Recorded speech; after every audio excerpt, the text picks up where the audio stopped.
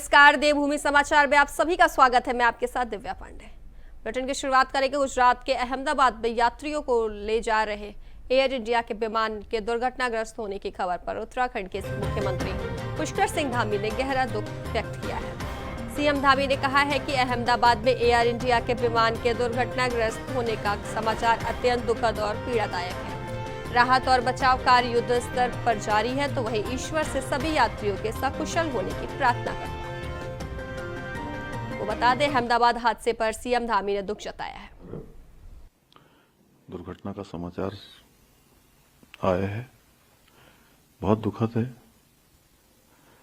ये दुर्घटना असमय अनेक लोगों को अपने साथ ले गई है। असमय लोग काल के गाल में समा गए। मैं भगवान से प्रार्थना करता हूं कि जिनकी असमय इस दुर्घटना में मृत्यु हुई है, उन सभी को भगवान अपने श्री चरणों में स्थान दे और घायलों को शीघ्र स्वास्थ्य लाभ हो, ऐसी कामना करता हूं। साथ ही जिनके परिवारजनों को असमय ये दुख इतनी बड़ी घटना के रूप में आया, अपने परिजनों को खोया है, भगवान उनको शक्ति प्रदान करे और जो दिवंगत आत्माएं हैं उन सभी को अपने श्री चरणों में स्थान दे। ऐसे समय में पूरा देश, सभी देशवासी उन पीड़ित परिवारों के साथ हैं। हमारी संवेदनाएं उनके साथ हैं।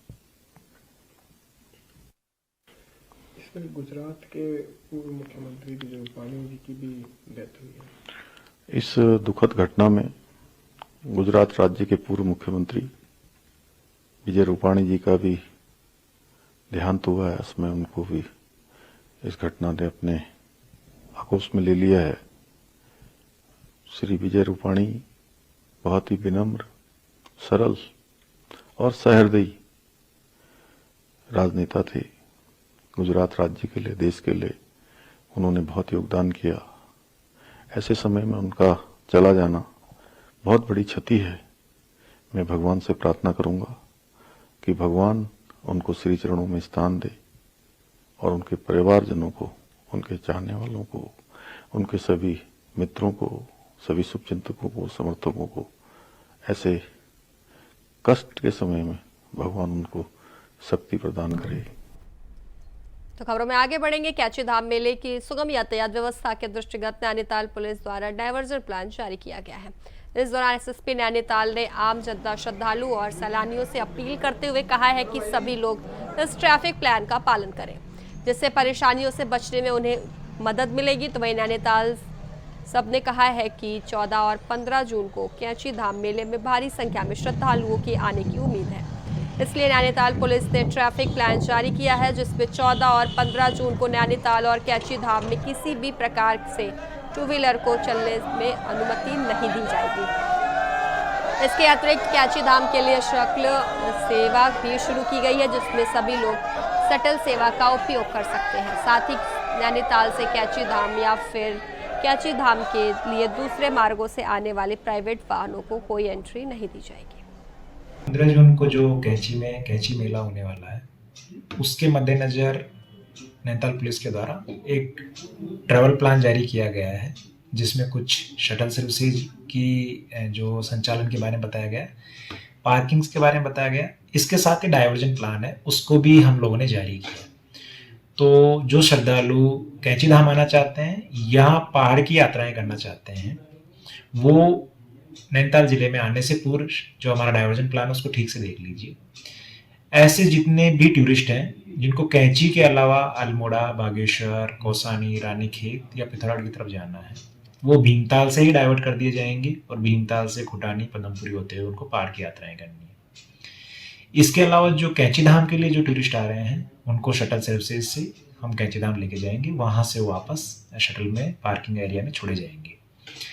नैनीताल जो टूरिस्ट आ रहा है, उस नैनीताल वाले टूरिस्ट को नैनीताल से शटल सर्विसेज लेनी है और वापस नैनीताल तक उनको शटल से ही छोड़ा जाएगा। कोई भी प्राइवेट व्हीकल नैनीताल से 14 और 15 तारीख को कैंची धाम के लिए अलाउ नहीं है।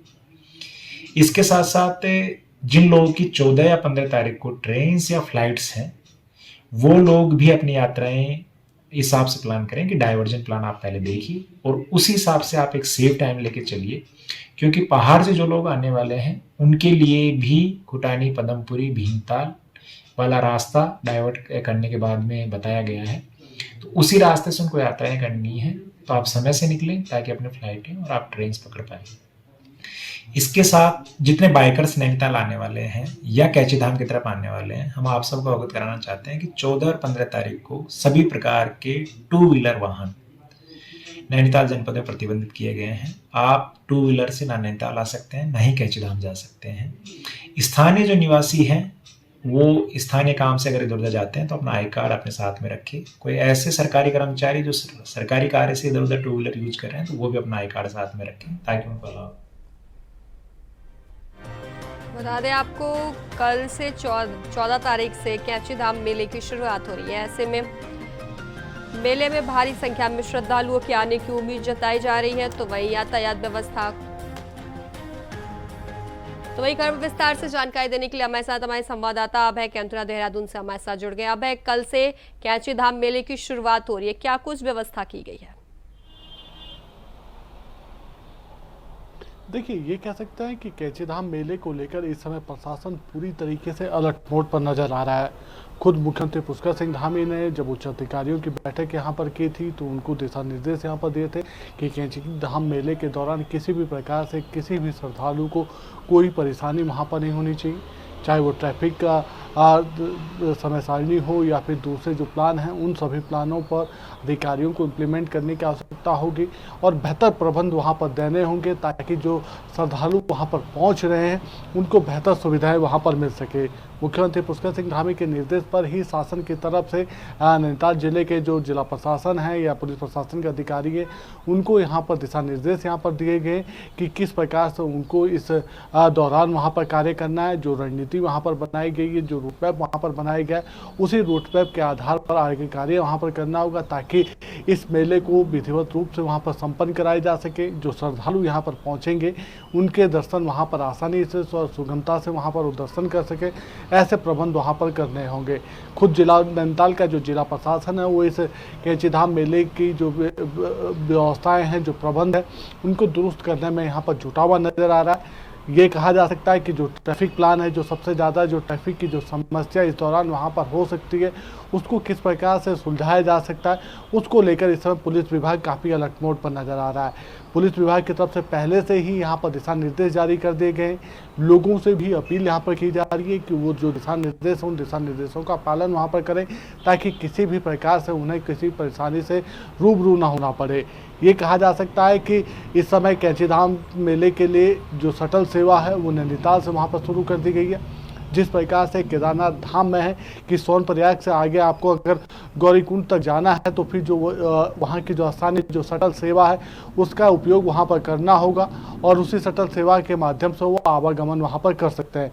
इसी रूप में नैनीताल में भी इस समय कैची धाम मेले के लिए शटल सेवा शुरू कर दी गई है, यानी नैनीताल में कैची धाम मेले के लिए किसी भी प्रकार से कोई भी प्राइवेट गाड़ी इस समय वहाँ पर उसको आने की अनुमति वहाँ पर नहीं दी गई है और ना ही किसी प्रकार से ये अनुमति इन 2 दिनों के दौरान वहां पर मिल पाएगी। इसके अलावा 2 व्हीलर्स को लेकर भी नैनीताल जनपद में ये कह सकते हैं कि खासतौर पर नैनीताल और कैची धाम दोनों जगहों पर उनके आने की अनुमति यहां पर नहीं दी गई है।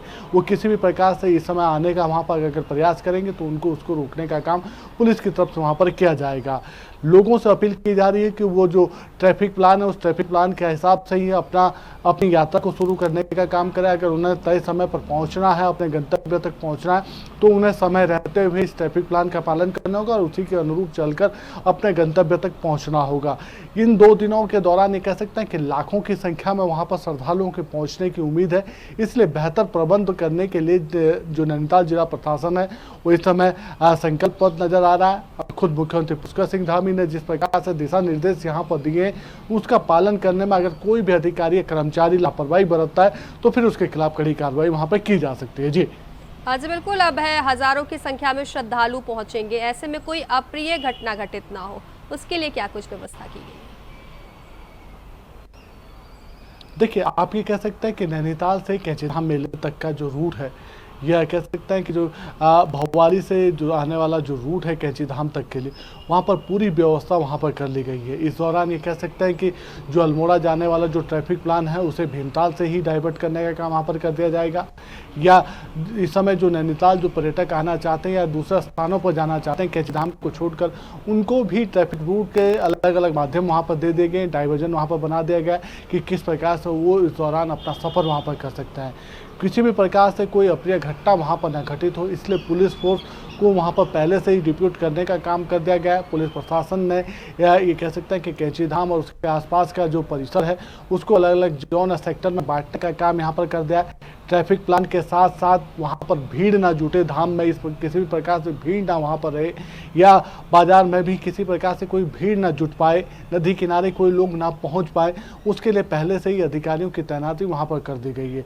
तो ये कहा जा सकता है कि लगातार जिला प्रशासन बेहतर प्रबंध करने में जुटा हुआ है, अधिकारियों को दिशा निर्देशित किया जा चुका है और अब देखना यही है कि किस प्रकार से जिला प्रशासन इस मेले को संपन्न वहाँ पर करा पाता है, सुरक्षित यात्रियों की इस यात्रा को करा पाता है, और क्या कुछ उस समय वहाँ पर रह रहा है, क्योंकि लाखों की संख्या में जब श्रद्धालु वहाँ पर पहुँचेंगे तो उनको बेहतर प्रबंध देना और उनकी यात्रा को सुरक्षित यात्रा बनाना ही जिला प्रशासन के लिए इस समय सबसे बड़ी चुनौती नजर आ रही है। जी बिल्कुल, अभी आप हमारे साथ बने रहिए, आगे भी हम आपसे जानकारी लेंगे।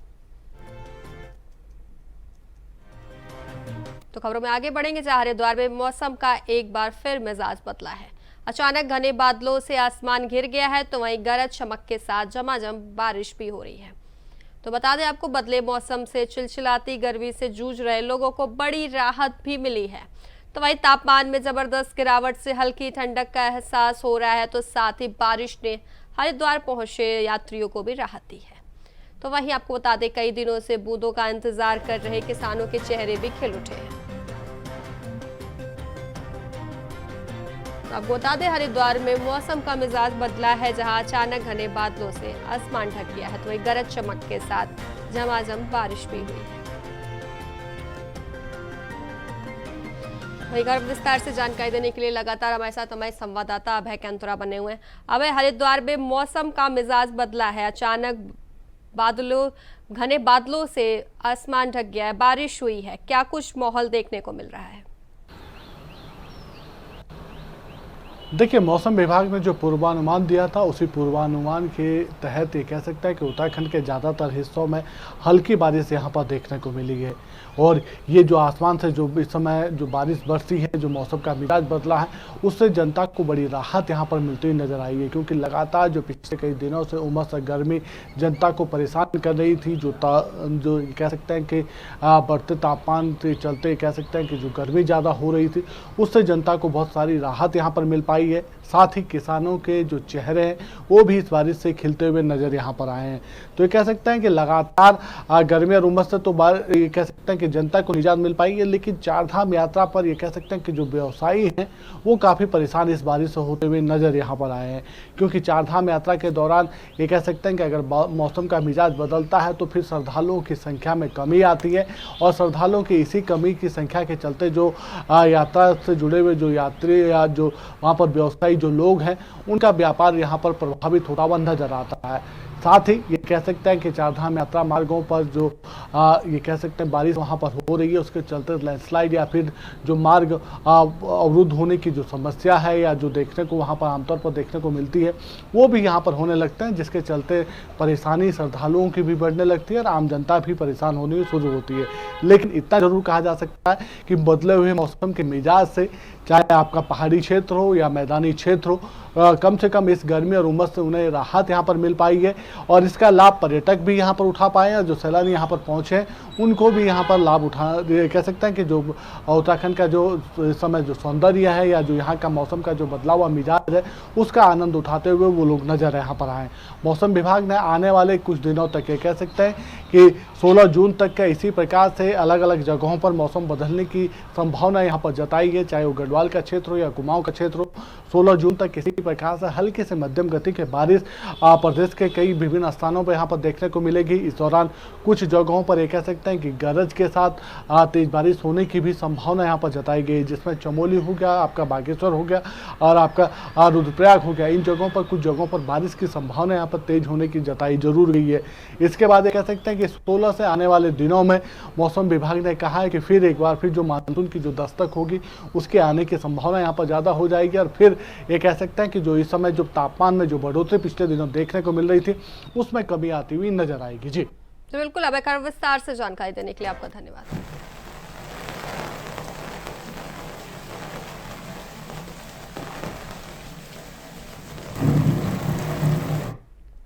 तो फिलहाल रुकेंगे छोटे से ब्रेक के लिए, जल्द हाजिर होंगे।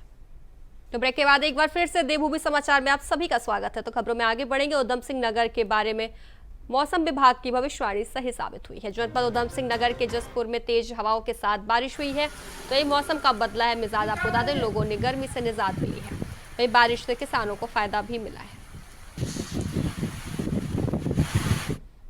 अगली खबर की रुकेंगे। कांग्रेस के वरिष्ठ विधायक और पूर्व प्रदेश अध्यक्ष प्रीतम सिंह ने एक बार फिर मीडिया की भूमिका पर ही सवाल खड़े किए हैं। कांग्रेस नेताओं की बयानबाजी पर कांग्रेस के विधायक ने कहा है कि प्रदेश में अवैध खनन को लेकर बीजेपी के ही सांसद सदन के भीतर बयानबाजी करते हैं, लेकिन मीडिया उसे बताने के बजाय चुप रहता है। लेकिन कांग्रेस के अगर किसी नेता ने कुछ अपने ही पार्टी के नेताओं के लिए बोला तो मीडिया उसे तिल का ताड़ बनाना शुरू कर देता है, जो सही नहीं है।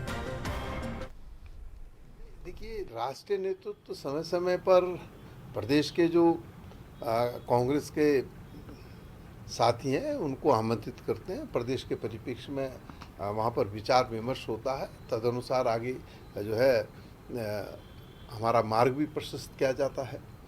आपने कहा कि बयान, देखिए कांग्रेस में आंतरिक लोकतंत्र है और हमारे साथियों ने अपनी बात कही है, तो मैं समझता हूँ बात कहने में कोई गुरेज नहीं है। अरे भाई, बीजेपी से तो कम है। वहाँ तो पूर्व मुख्यमंत्री जी ने लोकसभा में कह दिया, पूरे देश के अंदर ये संदेश दे दिया कि उत्तराखंड राज्य के अंदर अवैध खनन हो रहा है। उसका तो आप लोग कुछ कहते नहीं, उसमें तो आप चुप हो जाते हैं, मौन हो जाते हैं। कांग्रेस के हम साथी हैं, कोई बात कहते हैं उसको आप कहते हैं ये बहुत बड़ी बात, तो आप भी जरा तिल का ताड़ कम। तो अगली खबर की रुख करेंगे। उत्तराखंड गढ़वाल रेंज के आईजी राजीव स्वरूप ने मसूरी कोतवाली में प्रेस वार्ता के दौरान शहर में बढ़ते ट्रैफिक जाम, चारधाम यात्रा के प्रभाव और ऑपरेशन लगाम अभियान के बारे में विस्तार से जानकारी दी है।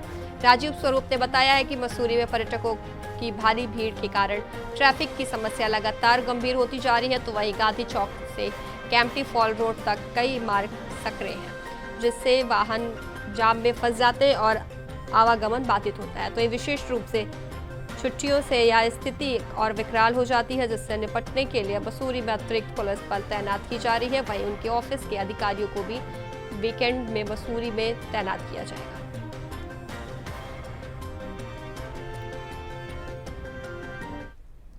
खबरों में आगे बढ़ेंगे। हरिद्वार में जमीन घोटाले मामले पर पूर्व नगर आयुक्त वरुण चौधरी के शासनकाल की जांच विस्तृत रूप से की जा रही है, जिसमें उनके शासनकाल का स्पेशल ऑडिट होगा। तो वहीं आपको बता दें, पूर्व में सरकार के द्वारा इस मामले में जिलाधिकारी, पूर्व नगर आयुक्त और एसडीएम पर कार्रवाई की गई थी।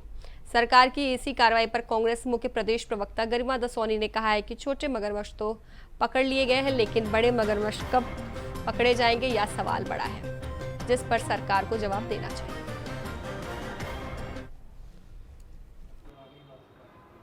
नहीं, इन पर करिए, बिल्कुल स्वागत योग्य है, सराहना करती हूँ मैं इस कदम की, इन पर करिए। लेकिन जो मगरमच्छ हैं, हमने हाल ही में बयान देखा मुख्यमंत्री जी का, उन्होंने कहा अब मगरमच्छ भी पकड़े जाएंगे। तो वो दिन, शुभ दिन कब आएगा, मुख्यमंत्री जी से पूछना चाहती हूँ। और कई मगरमच्छ ऐसे बैठे हैं जो दीमक की तरह खोखला कर रहे हैं इस प्रदेश को। वो चाहे दलगत राजनीति से ऊपर उठ के किसी भी दल के हों, किसी को बख्शा नहीं जाना चाहिए। और जैसे वरुण चौधरी की पूरी ऊपर से लेकर नीचे तक टॉप टू बॉटम जो जाँच हो रही है, वो जाँच के दायरे में कुछ मंत्री, कुछ सांसद, कुछ विधायक, कुछ पार्षद, कुछ पदाधिकारी भी आने चाहिए।